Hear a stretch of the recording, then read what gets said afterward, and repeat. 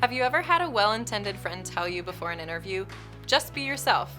While it's good advice, perhaps your thoughts were responding with, how do I do that? Or what does that even mean? Let's break down what it does mean to be yourself and what it doesn't. First, your personality and strengths are unique. The better you know them and how to communicate them, the easier they can get to know the real you.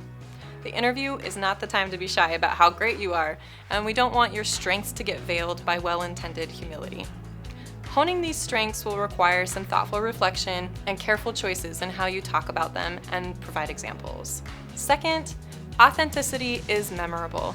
People notice when someone's comfortable in their own skin, so take the opportunity to notice how you feel and interact when you're in a very relaxed and trusted environment, and look to carry those qualities over into the interview.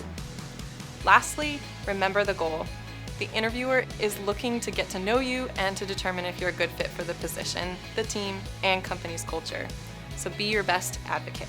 Now, being authentic is not a license to casually bring up or share every thought that pops into your head, like admitting you've got a bit of a headache after a late night with your friends or using inappropriate humor. You'll still want to filter what you share and what language you use through a professional lens.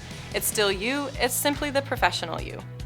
The other common pitfall of not being yourself is believing that you need to be the candidate you think they want you to be.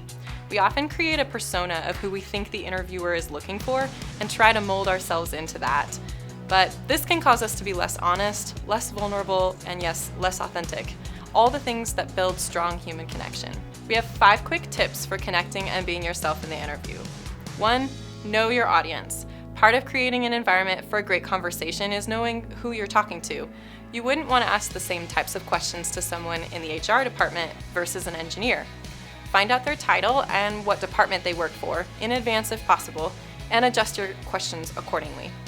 You could also try using their name when asking a question or when thanking them at the end of the interview. 2. Ask questions. There's likely to be some downtime throughout the interview. These make for great spaces to engage with questions. Be curious about what they do and their experiences too. Then look for the opportunity where those interests overlap with yours. Maybe it's a volunteer cause that you care about, a specialization they have, or a sport you both follow. Building a personal connection to your interviewer makes you stand out. 3. Tell stories. As mentioned before, consciously filter and choose the professional examples to share, but memorable stories have enough detail to set the scene and show impact of the experience. 4. Avoid over-preparing. Practice is essential for effectively communicating your strengths in an interview, but be careful not to memorize or come across as scripted when answering questions. 5. Show your genuine interest. Be ready to talk about why this company and why this job are the right fit for you. What about this position really attracted you? In your research about the company, what stood out, and what made you want to be a part of what they're doing? And don't be afraid to let your passion connect with theirs. Attend a networking event and practice being yourself, connecting in a professional environment. Or, if you'd like to learn more about your strengths and how to talk about them, schedule an appointment with a career advisor.